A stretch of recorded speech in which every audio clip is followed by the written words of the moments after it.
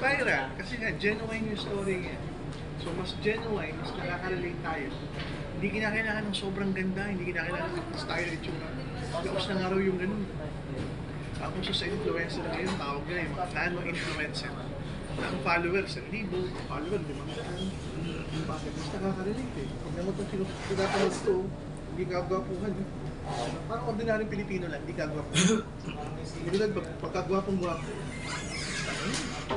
Hindi na makakaigan sa kaigan.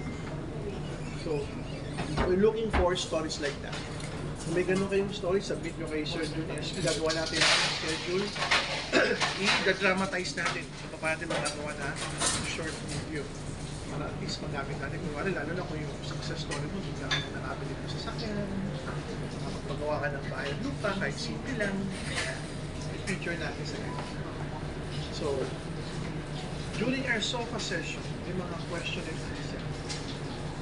Isa sa malupit na question and answer na sagot ko. Babae rin. Long hair. Domestic helper din from Abu Dhabi. Sabi niya sa akin, baka kayo makarelate dito. Dok, tinawagan ko ng dati kong upline. Ayan na.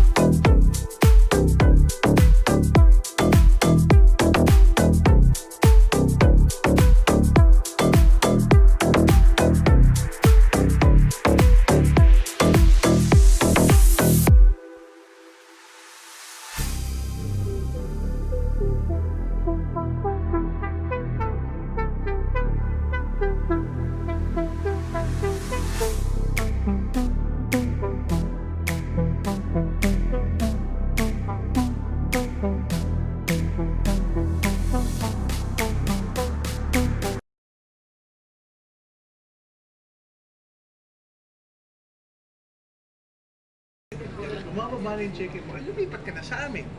Yun yung logic na tinatanong niya. Na hindi niya lang diniretsa, dinaan niya sa ibang logical na tanong na matalino. Sagot ko, sila yung nakakatakot. At hindi lang sila, pati yung ibang kumpanya.